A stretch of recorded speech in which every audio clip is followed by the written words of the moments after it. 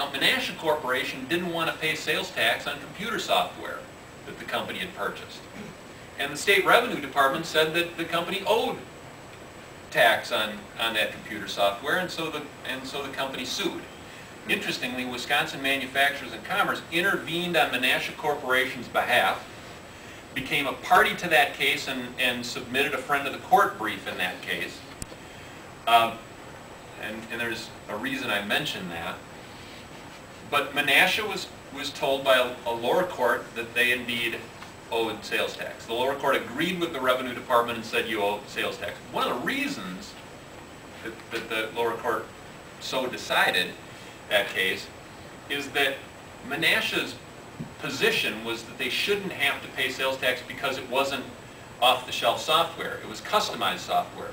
But the point was raised that 20,000 other business customers had purchased that same software. So how could it be considered customized if there were 20,000 other customers that had purchased it? The lower court agreed.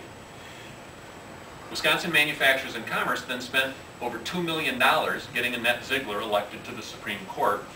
And when the case went to the Supreme Court, Annette Ziegler provided the deciding vote in a 4-3 ruling and wrote the majority opinion overturning the lower court and saying that Menasha Corporation doesn't owe state sales tax on computer software.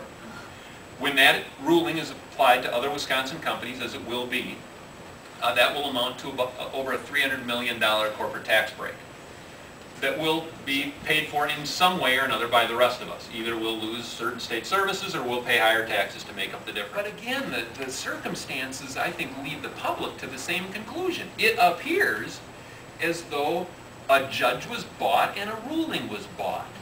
And regardless of whether the case was rightly or wrongly decided on the facts, an impression was created both in West Virginia and I think again here in Wisconsin that justice is for sale. And again, regardless of the facts of the case and whether the case was rightly or wrongly decided on the law, that sort of perception has a horribly corrosive effect on the public's trust in our judiciary.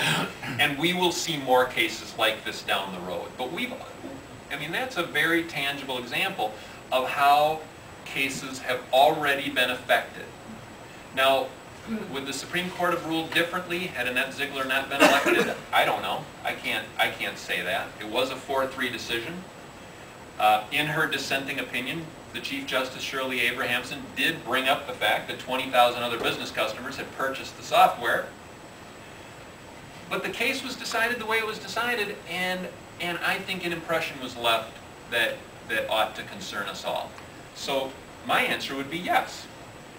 The changes that we've seen in Supreme Court elections are already having an effect. The other big impact that we're seeing is a spike in the number of recusals. Annette Ziegler has already recused herself from as many cases as all of the rest of her colleagues on the court combined because of campaign contributions that she's received from people who then appear before her in court. Gableman will run into that same trouble, and by the way, so will Shirley Abrahamson in the future.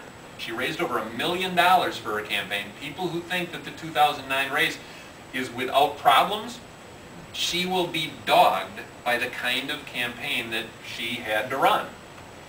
And there will be, I think, increasing calls for recusal. There will be increasing claims of conflict of interest when large campaign donors appear before the court. This is a recipe for recusal. It's a recipe for, I think, a continuing erosion of public confidence.